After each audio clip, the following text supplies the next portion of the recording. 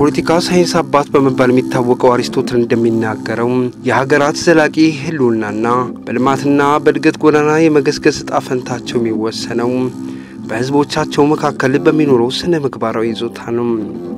ስነ ምግባራዊ ይዞታ ሲባልም ጽኑ የሀገር ፍቅር፣ ታማኝነት፣ አገልጋይነትን የመሳሰሉ በጎ ስነ ምግባሮችን ያካትታል። መንግስት ህግና ስርዓትን የማስከበር ግዴታ ሲኖርበት ህዝቡን በመልካም ስነ ምግባር የማነጹ ተግባር ደግሞ የሃይማኖትና የባህል ተቋማት ኃላፊነት ይሆናል። በርግጥም ደግሞ የሀገራችንን የነጻነት ታሪክ መለስ ብለን ስንቃኘው ፈላስፋው እንዳለው ሃይማኖትና የባህል ተቋማት ሀገርን መውደድ ለሀገር መስዋዕት መሆን ክብርና ጀግንነት መሆኑን በህዝቡ ልቦና ውስጥ እንዲሰርጽ ባያደርጉ ኖሮ በየዘመናቱ ያጋጠሙ የህልውና ፈተናዎችን መቀልበስ ባልተቻለንም ነበር። ተንተነስተን ከዳይን እንድንኖር እስካና ምግብ ሆኖን በዚህ ረገድ የሀገርን ህልውና ለማጽናት ሲሉ አኩሪ ታሪክ ከሰሩ የሃይማኖት አባቶች መካከል አንዱ በፋሺስቱ የኢጣሊያ ወረራ ዘመን ከነጻነት ይልቅ ባርነት ይሻላል ብዬ ህዝቤን አልሰብክም በማለታቸው ፋሺስቱ የጦር ሞክን ተላለፈባቸውን ሞት በጸጋ የተቀበሉት አቡነ ጴጥሮስ ተጠቃሽ ናቸው። አቡኑ ያለ ኃጢአት በደላቸው ሞት ቢፈረድባቸው ከርሳቸው ይልቅ በመከራ ስለተፈተነው ህዝባቸው ያደረባቸው የልብ ስብራትና ሰቀቀን ነበር ፊታቸው ላይ ይነበብ የነበረው። ቀደምት የሃይማኖት አባቶቻችን እንግዲህ አደባባይ ላይ እስከመረሸን ድረስ በሚደርስ መስዋዕትነት በመክፈል ለሀገር ሉዓላዊነትና ነጻነት የመቆምን እሴት በትውልድ ውስጥ መትከላቸው እንግዲህ ከአቡነ ጴጥሮስ ታሪክ መረዳት ይቻላል። እንግዲህ የሃይማኖት አባቶቻችን ሉዓላዊነትን በማስከበር ብቻ ሳይሆን ህዝቡ እርስ በርሱ እንዲስማማና አብሮነትና አንድነቱን አስቀጥሎ ለሀገሩ ልማትና እድገት የበኩሉን አስተዋጽኦ ማበርከት እንዲችል ከፍተኛ ሚና ሲጫወቱ ኖሯል። ከነዚህም አንዱ ደግሞ የቤኒሻንጉል ጉሙዝ ክልል የአሶሳ ሀገረ ስብከት ዋና ስራ አስኪያጅ በመሆን ለ37 ዓመታት የዘለቁት መላከ ኃይል አባ ኔውቤ አንዱ ናቸው። ነፍሴ ስጋ መርገም ብሩክ ነው ማህፀንሽ ፍሬም እንደቀድሞ ብሩክ አምላክ ነው ዛሬም። አሶሳ ሀገረ ስብከት ዋና ስራ አስኪያጅ ሆነው ለ40 ዓመት ለሚጠጋ ጊዜ ያገለገሉት መላከ ኃይል አባ ኔውቤ በሰላም በልማት ጉዳይ ላይ ከመንግስት ጎን በመስራት የሚታወቁ አባት ቢሆኑም በሃይማኖታቸው ጉዳይ ላይ ተቃርኖ ለሚያነሳባቸው የመንግስት አካል ትዕግስት አልነበራቸውም። ከዚህ የተነሳም ጸረ ሃይማኖት አቋም ይዞ ቤተ እምነቶችን ለማዳከም ይሰራ የነበረውን የደርግ መንግስት በመጋፈጥ የገዛ ቃሉን እስከ ማስዋጥ የደረሱ ጽኑ የእምነት አባት እንደነበሩ ይነገርላቸዋል። ለሰው ልጆች ሁሉ ያለ ልዩነት እኩል ሰብአዊ ፍቅርና ርህራሄን በመስጠት የሚታወቁት መላከ ኃይል አባ ኔውቤ ብዝሃነት እንዲከበር ሰላምና ልማት እንዲረጋገጥ ብዙ የሰሩ ለህዝብ የተሻለ ህይወት የደከሙ ታላቅ መንፈሳዊ አባት ነበሩ። የነህን ታላቅ ተጋድሎ በዚህ ዝግጅት ከብዙ በጥቂቱ የምንዳሰሰው ይሆናል።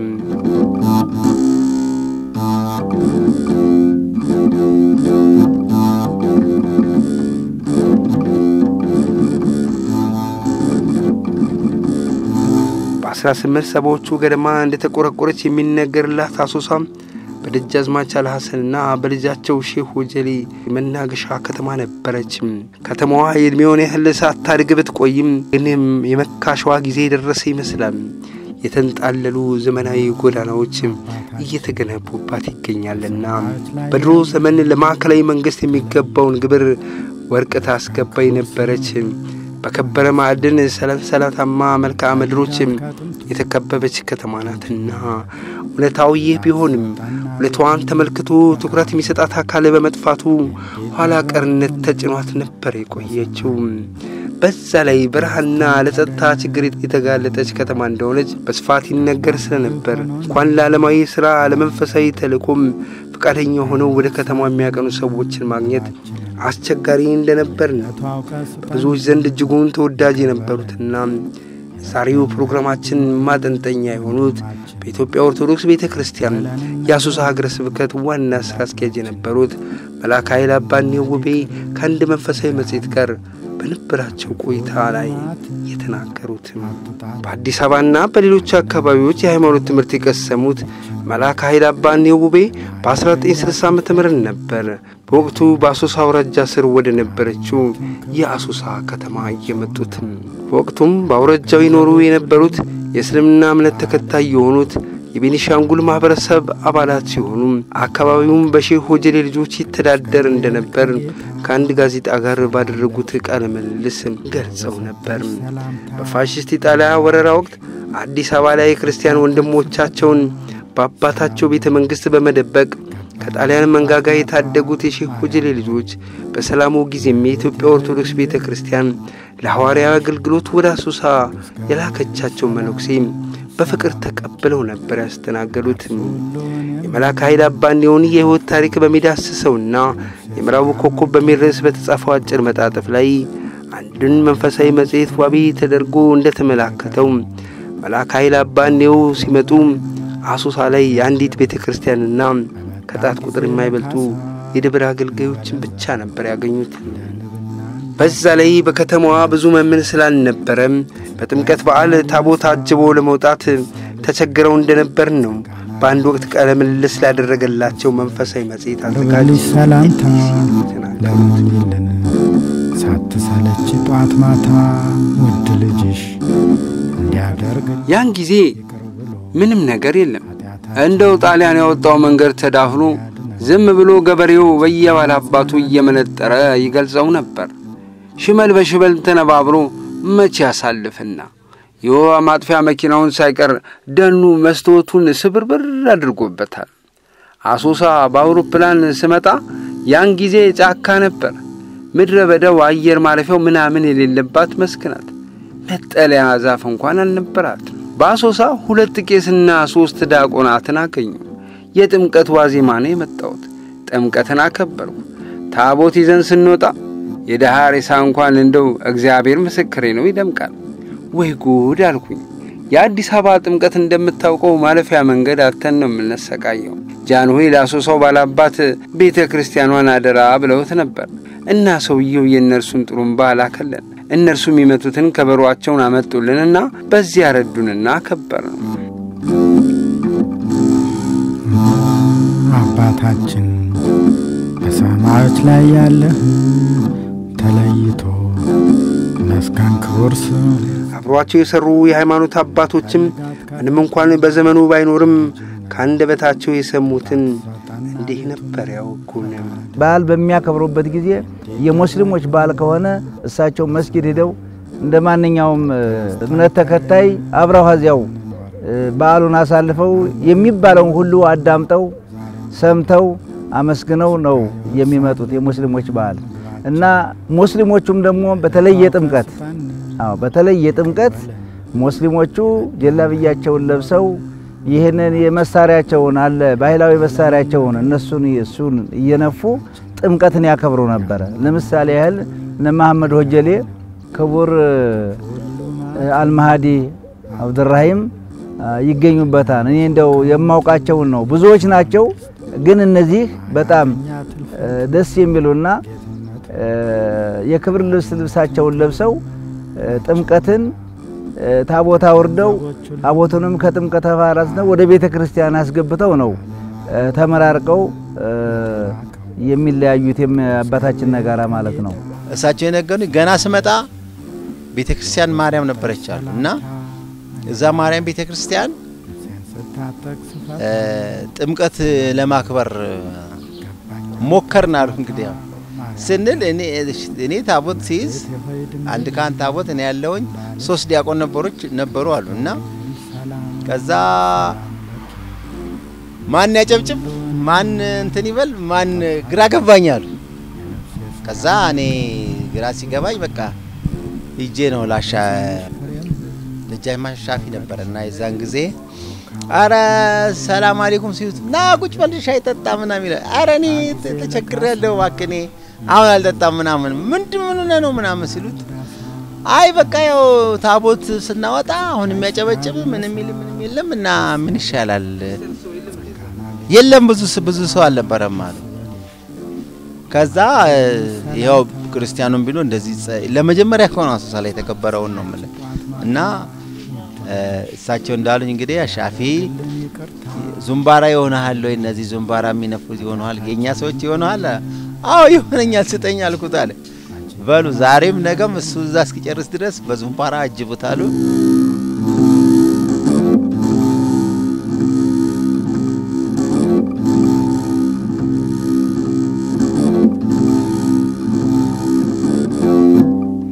ሁሉም የሰው ልጆች እኩል ፍቅር በመስጠት የሚታወቁት መላከ ኃይል አባ ኔውቤ ምእመናኑም የእርሳቸውን አርአያ በመከተል በሚኖሩባቸው አካባቢዎች ሁሉ የብሔር የዘር የቋንቋ የሃይማኖት ልዩነት ሳይበግራቸው ከሁሉም ጋር በሰላምና በመደጋገፍ እንዲኖሩ ምሳሌ ሆነው የኖሩ መንፈሳዊ አባት ነበሩ።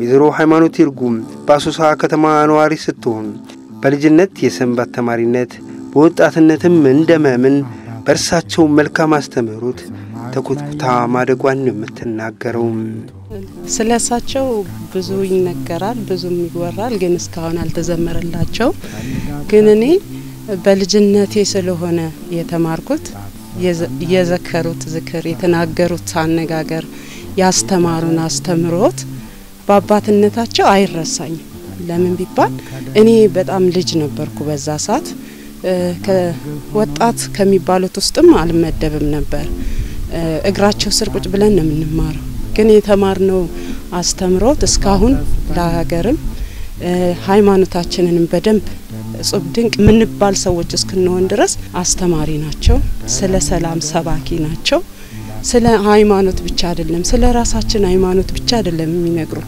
የሰው ሃይማኖት ራሱ በደንብ ማክበር እንዳለብን ያስተምሩን ነበር የራሳችሁን ይዛችሁ የሰውን እንዳታንቋሽሹ እባካችሁ ብለው የሚያስተምሩን አባት ነበር አረሳም በልጅነት አይምሮ ስለሆነ የተቀረጸብኝ እስካሁን ስለ እሳቸው ሲነሳ ውስጤ ሾክ ያረጋል ለምን በደንብ በቃ መዘከር አለበት ስለሳቸው ብዬ ስለማስብ መነገር አለበት ቅዱስ ገብርኤል ከጌታ ሰላም ደውል ሲሰማ መንፈሳዊ ማህበረሰብ ሳቢ ወጣት ጌታቸው ተበኩሉ እርሱም ሆነ ኩዮቹ የመላከ ኃይል አባኔውን አስተምሮ እየሰሙ በማደጋቸው በእምነታቸው የጸኑ የሌሎችን እምነት የሚያከብሩ መልካም ዜጎች ሆነው እንዲያድጉ እንዳስችላቸው ነው የሚናገረው እኛም ህፃን ሆነንም በጣም እንፈራለን እናከብራለን ህዝቡም ልክ በዛ ልክ ማለት ነው ምክንያቱም አባቶቻችን ታላላቆቻችን ስለሚያከብሩ እኛም እናከብራለን እሳቸውም ሞገስ አላቸው ይፈራሉ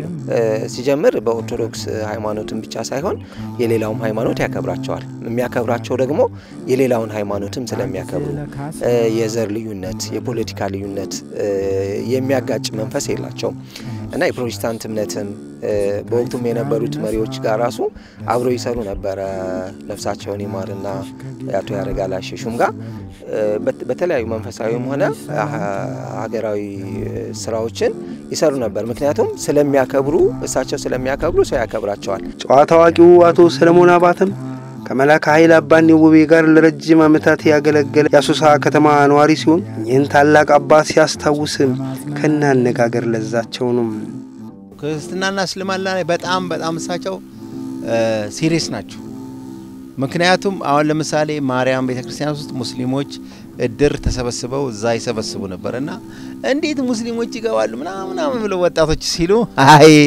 አባቴ ይላሉ እሳቸው አባቴ እኔ እኮ እናንተ ሳትመጡ በፊት የኖርኩት ከነዚህ ሙስሊሞች ጋር ነው እና እነሱ ላይ እንዳትናገሩብኝ ይሉ ነበር በዛን ሰዓት ማለት ነው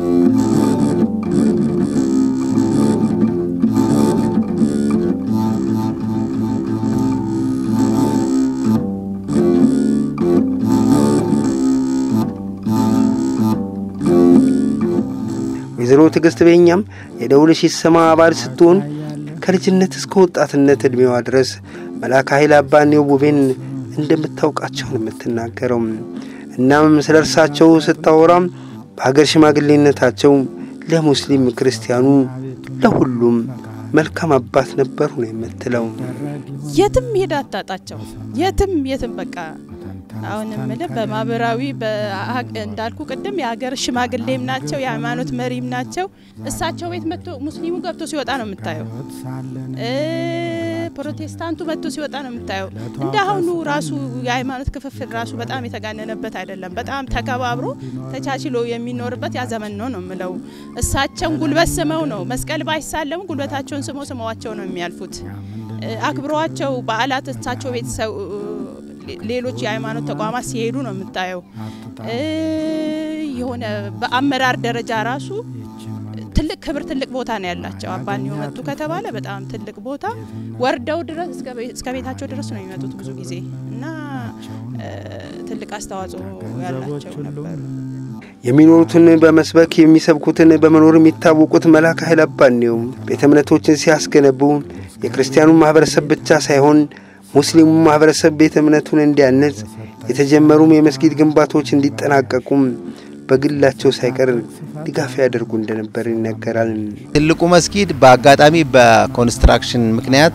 ቆሞ ነበር መሐንዲሱ አባተሰማ አባተሰማ መሰሉኝና ምንድነው ይሄ መስጊድ ምናምን ይሏቸዋል መሰለኝ አይ ቆሟል ምናምን ይሏቸዋል ከዛ ሰተት ብለው እዚህ መጅሊስ መጣው እንዴናቸው ሰላም አለይኩም አላችሁ ወአለይኩም ሰላም ምንድነው እኔ አሁን ሚካኤልን ጨርሻለሁ እና እናንተ ደግሞ ቆማችኋል ምንድነው ችግሩ እኔ እኮ እንትን አለችኝ ይሄ ምንድነው ተልባ ነው የተልባ መግዣ ያለችኝና ልርዳና እንጨርሰው እንጂ ምንድነው ብለው ከዛ በኋላ እነሱ በጣም አመሰገኑ አደነቁ ከዛ እኔ ብሬ አለኝ የተልባና ሰጣለሁ በሉ ይሄን ስራው አላችሁ ከዛ ይሄ መስጊድ አሁን ተሰርቶ በቃ ቀሰቀሷቸው እንዳይተኙ ማለት ነው እና መስጊዱ ተሰርቶ አለቀ ሌላው ደግሞ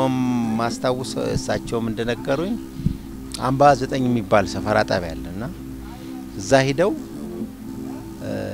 ቤተክርስቲያን ለመስራት ማጆሪቲው ሙስሊም ነው መሰለኝ እና ሙስሊም ናቸው ከዛ እሳቸው ያው በልህም ናቸው ከዛ አሰላሙ አለይኩም አሉ እዛው መስጊድ ሄደው መስጊዷ ትንሽ እንትን ያለች ነው መስለኝና ማለይኩም ሰላም እዚህ መስጊድ ልሰራ ፈልጌ ነበርና እንደው ብትረዱኝ ብታግዙኝ ምን ይመስላችኋል አላቸው ከዛ እሳቸው እና ያው ጀማው ደነገጠና እንዴ እንሰራለን እንጂ ይሄማ የተቀደሰ ነገር አይደለም እንዴ ብለው በሉ እያንዳንዳችሁ እንትን አምጡ እኔ ደግሞ እንትን እላለሁ በሉ እዚህ ያላችሁን ክርስቲያኖች እርዱ አግዙ አላቸው እንዴ ምን ነው አባኒው መስጊድ እንዴት ክርስቲያን መስጊድ ይሰራል ምን ነው ስራውና ያን መስጊድ ጨርሰው ምን ብሎ ተመርቆ እስቲ እንዴናችሁ ደስ ብሏችኋል ዛሬ አዎ በሉ እንግዲህ አሁን ደግሞ እኔ ቤተክርስቲያን እሰራለሁ ይሄን ጨረስና አይደል ሄደን ቤተክርስቲያን እንስራራችሁ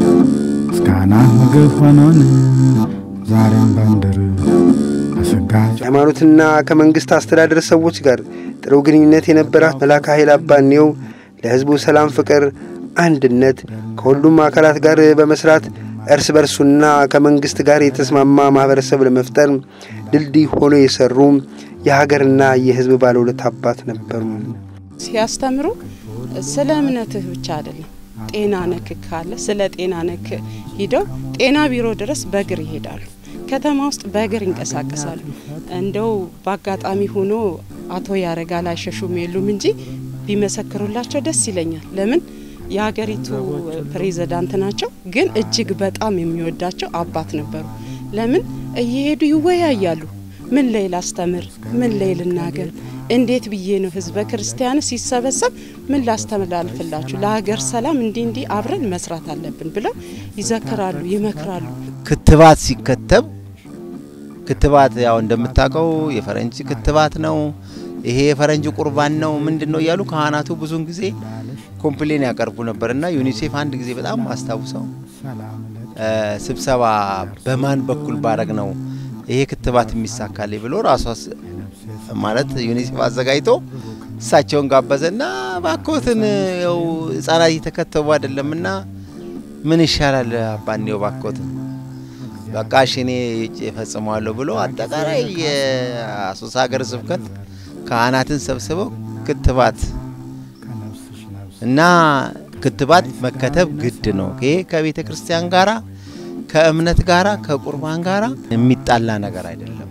ስለዚህ እናንተ ካህናት ቅድሚያ ሆናችሁ ክትባት ህፃናት እንዲከተቡ ማስተማር መቻል አለባችሁ። እና አንድ ቄስ እንደውም ትዝ ይለኛል ያላስታውሳቸው ብቻ እኛ ቁርባን ተተን ነው እንዴ ክትባት ተከተቡ ምን ይለው በላርፈ ቁጭ በል ይሄና ያ በፍጹም አይገናኝም። ስለ HIV አንድ ለአንድ ተወሰን እያንዳንድ ወጣቱ ትውልድ ብለው ነው የሚናገሩት። ወጣቱ ትውልድ ይኸው ተኩላ መጥቶ ሳይነጥቅህ ራስን ጠብቅ በበሽታም ቢሆን በሃይማኖትህንም ቢሆን እጅግ በጣም ጠብቀህ መኖር አለብህ ብለው እጅግ በጣም የሚያስተምረው ምሁር አባት ነበሩ። HIV ላይ በእነሱ ጊዜ ነው የተገተው። አሁን HIV ያለበት ደረጃ አስበው በጣም እየጨመረ ነው። HIV ምንም በግልጽ ያለ ነገር ነው። አገሪቷም አሁን HIV ተመልሶ ወረርሽኝ ሆኗል። የዛሬ 20 ምናምን አመት አይደል? የዛሬ 20 ምናምን አመት እሳቸው ሲያስተምሩ ነበር። እኔ ልመርመር እናንተ ካልተመረመራችሁ አሉ። እንዴ እኚ ሞሎክሴ እኚ ካህን ሲመረመሩ እኛ ካልተመረመር ማን ሊመረመር ነው ብዬ እኔ ራሱ ሂጄ የተመረመርኩት በሳቸው አነሳሽነት ከዳይን እንድንኖር ምስጋና ምግብ ሆኖን ዛሬም በምድር በስጋ ሕይወት ሳለን ምግባችንን ከስራ ጋር በተያዘም የማይሰራ ይብላ እንዲል ቅዱስ መጽሐፉ በተለይ ወጣቱ ለስንፍና እጅ እንዳይሰጥ ከመምከር ባለፈ ራሳቸው ተምሳሌት ሆነው በስራ ይሳተፉ ነበር። እንዲያውም አብሯቸው የሰራው አቶ ሰለሞን እንደሚናገሩማ መላከ ኃይለ አባ ኒውቤ ሁለገብ ባለሙያ ናቸው። ቤተክርስቲያን ሲቀይሱ ራሳቸውን የሚቀይሱት በአብዛኛው ጊዜ ቤተክርስቲያን ሲሰሩ እሳቸው ይቀይሳሉ። ከዚህ እስከዚህ የተጣመመች ድንጋይ እንኳን የቱ ጋር ችግር እንዳለ አይተው እንዲህ በማየት ያቺን ድንጋይ ትክክል አይደለችም ይሏል እና በመሳሪያ ስናየው ደግሞ ትክክል ናቸው። እነዚህ ምንጮች እንዲጎለብቱ ያደርጋሉ። ከብቶች እንዲረቡ በቃ ሁሉም ሰው በየእንትናቸው በየሙያው ሁሉም ሰው እንዲበረታ እንዲሰራ እሳቸው እንግዲህ ካላቸው ነገር ስንፍና ይወዱ እና አንድ ጊዜ ትዝ ይለኛል የሆነች ቡና ተክለው ጠፍታባቸዋለች እና መድኃኔዓለም አካባቢ ማለት ነው እዛ የሆነ ልማት አላቸው። ከዛ ብዙን ጊዜ ቅር ይላቸዋል፣ ይሄዳሉ፣ ይፈልጓታል።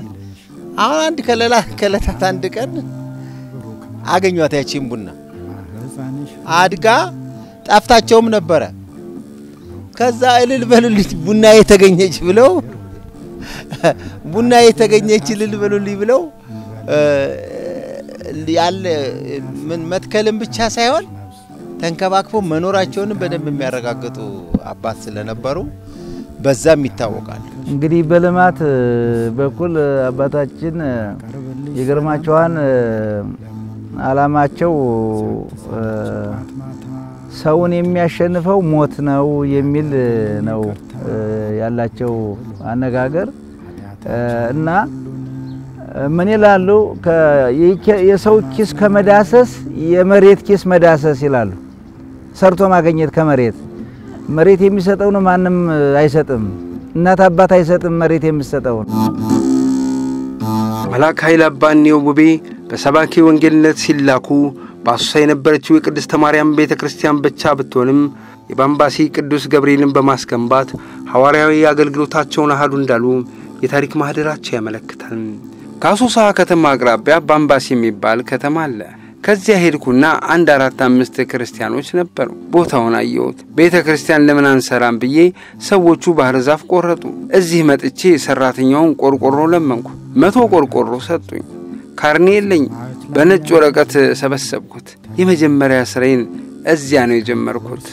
በንጉሱ ዘመን በአውራጃው የተለያዩ አካባቢዎች በርካታ ቤተክርስቲያናትን ሲያሳንጹም ከ1971 በኋላም የሥራ ፕሮግራም በተስፋፉባቸው የአሶሳና የባምባሲ አካባቢዎች በሚገኙ የገጠር ቀበሌዎች በርካታ ቤተክርስቲያናትን አስገንብተዋል። ከዚህ ባሻገር በከማሽና በአሶሳ ዞንም የተለያዩ ወረዳዎች የሚገኙትን አብያተ ክርስቲያናት ያሳነጹት መላከ ኃይል አባ ኔው መሆናቸው ነው አብሯቸው የሰሩ የሃይማኖት አባቶችና ምዕመናን የሚናገሩት።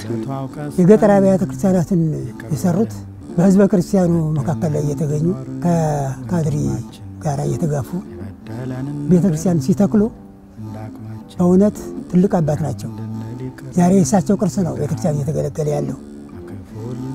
በአምባ 8 በአምባ 9 በሰፈራ ጣቢያ ብዙ አብያተ ክርስቲያን የተከተሉ ከዛ ላይ ከቀርከሃ አልጋ ላይ እየተኙ ቤተክርስቲያንን ሲሰሩ የነበሩ አባት ናቸው።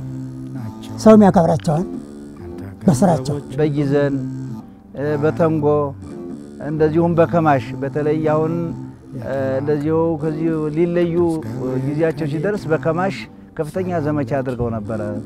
ዘመቻ ከማሽ በየወረዳው በከማሽ ከተማ ብዙ አብያተ ክርስቲያናትን ባርከው እሳቸው አለፈ። በኋላም እሳቸው የባረኳቸውን ቦታ እኛ ደግሞ እንዲፈጸም አድርገናል።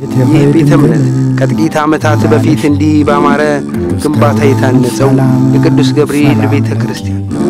በኢትዮጵያ ኦርቶዶክስ ተዋሕዶ ቤተ ክርስቲያን የአሶሳ ሀገረ ስብከት ስራ አስኪያጅ ቆሞስ አባ ዘካርያስ እንደሚናገሩት ይህ ትልቅ ቤተ እምነት የቆመበት ስፍራ ቀደም ባሉ ጊዜያት ጥሩ ትውስታዎችን ያስተናገደ ስፍራ አልነበረም። ቦታውን ባርከው ቤተ እምነት በመገንባት የተቀደሰ ስፍራ ያደረጉት መላከ ኃይል አባ ኔው ውቤ እንደሆኑም ይናገራሉ። ያውም በወቅቱ እንዲህ ባለ ዘመናዊ መንገድ ለማሳነጽ አቅም ስላልነበር ከትልቁ ህንጻ በስተግራ የሚታየውን ቤተ እምነት በራሳቸው ገንዘብ በማስገንባት ነበር ለአገልግሎት ያበቁት። እንግዲህ አሁን እዚህ የተቀመጥንበትም ቦታ እሳቸው ናቸው ወጥተው ወርደው ከሚመለከታቸው ጋር የተቀበሉት። ይሄን ቦታ ይሄ ቤተ ክርስቲያን ይሄ 47ኛ ፈጥኖ ድራሽ ይባል ነበር ይሄ ቦታ። አሁን ግን ያው እንደምታዩት የታላቅ ቤተ ክርስቲያን ተሰርቶ ያው አምልኮት ይፈጸምበታል ማለት ነው። ተጽዕኖ ፈጣሪነታቸውን እንግዲህ አንተ መቼስ እነዚህ በየአድባራቱና በየገዳማቱ የምታያቸው ትልልቅ ሰፋፊ ይዞታዎችን የምታያቸው ዝም ብሎ ወይ ደቀድመ በመያዝ ወይ ደግሞ በእንትን አይደለም የተያዙት። እያንዳንዳቸው በጣም ተጽዕኖ ፈጣሪ ስለሆኑና ግብረገብ ስለሆኑ ጭምር ነው። በአጠቃላይ ከክልል እስከ ከከተማ አስተዳደር እስከ ክልል ያሉ የመንግስት አካላት ጋር በጣም ተግባቢና ተጽዕኖ ፈጣሪ ስለነበሩ ነው እነዚህ አሁን የምታያቸውን የልማት ቦታዎች አሁን ቅድም የነገርኩት 156 አብያተ ክርስቲያናት እያንዳንዱ 156 አብያተ ክርስቲያናት እኮ እያንዳንዳቸው 10 ሄክታር መሬት እንዲኖራቸው ይዞታ እንዲኖራቸው ከመንግስት ጋር ተግባብተው ያደረጉ አባት ናቸው። ይህ ቤተ እምነት አሶሳ የሚገኘው የኢንዚ መካነ ገነት መድኃኔዓለም ቤተ ክርስቲያን ሲሆን የኚህ ታላቅ አባት መካነ መቃብር የሚገኘው በዚሁ ቤተ እምነት ቅጥር ግቢ ነው። የቤተ እምነቱን ቦታ የተረከቡትም ሆነ ቀደም ሲል የተገነባውን ቤተ ክርስቲያን ግንባታ በራሳቸው ገንዘብ ያስጀመሩት መላከ ኃይል አባ ኔው ሲሆኑ ወቅቱ ግንባታውን ለማስጨረስ በገንዘብ አቅም ተፈትነው እንደነበር ነው አብሯቸው የሰሩ የሃይማኖት አባቶች የሚናገሩት። የሚገርመው ግን በገንዘብ ችግር የቤተ ክርስቲያኑ ግንባታ ተስተጓጉሎ አልቀረም። ራሱ ይሰራዋል እንዳሉ መድኃኔዓለም ራሱ ሰራው። ያመኑት ፈጣሪ ገንዘብ መወርወር በዶሻና መጋዝ ይዞ መውረድ ሳይጠበቅበት የራሱን ቤት አስገንብቶ ቁልፉን የሚሰጥ አካል አዘጋጀላቸው። በተለያየ ጊዜ የተወሰነች 136,000 ብር ነበረቻቸው። እሷን አውጥተው ማንንም ሰው ሳይጠይቁ ቤተክርስቲያኑን ይችናውን መታያትን ትንሿን ቤተክርስቲያን ጀመሩ። ቤተክርስቲያን መጀመር ብቻ አይደለም ሰራተኛ ቀጥረዋል። ማንን ቀጥረዋል? ሁለት ጥበቃዎችንና እኔም በኃላፊነት አምጥተዋል እዚህ ቦታ ላይ በሚገርም ሁኔታ ማለት ነው። የሰራተኛ ደሞዝ ምን ይከፈላል? ቤተክርስቲያኑስ በምን ይሰራል የሚል እዛ ከስራ ባልደረቦቻቸው ኢቭን ሽምግልና ተልከውባቸው የመጡ እዚህ አሶሳ ከተማ ትልልቅ ሰዎችን አስታውሳለሁ። እንደው ነሻምበል ገብረ መስቀል የሚባሉና እዚህ ትልልቅ መቶ አለቃ የሚባሉ እሳቸው ዘመድ ቅርብ የነበሩ ዘመዶች መጥተው እርሶ እዚህ ትልቅ ቤተክርስቲያን ጀምረን እየተንገዳገድን ባለንበት እዚህ ባዶ ሜዳ ላይ መጥተው ቤተክርስቲያን የሚጀምሩት መሳቂያ ሊያደርጉን ነው ወይ የሚል ሐሳብ ነው የነበረው። እንደዛ አይነት ሽምግልና ሚካኤልን እንጨርስና ይሄኛው መተን እንጨርሰዋለን የሚል ሐሳብ ሁሉ ነበር የነበረው።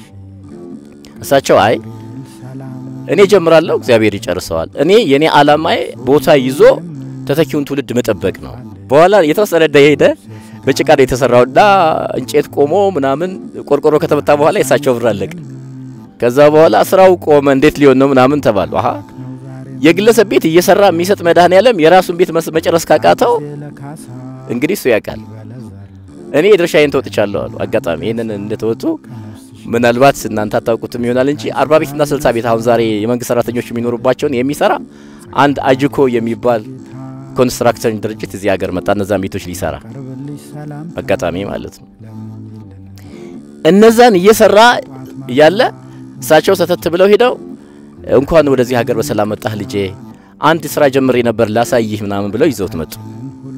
ቆርቆሮ ተመቶ ጭቃ ያልተመረገ ውሃ ልክ ያልታሰረ ዝም ብሎ ባዶ ይችን አሁን ቤተክርስቲያን አምጥተው አሳዩት።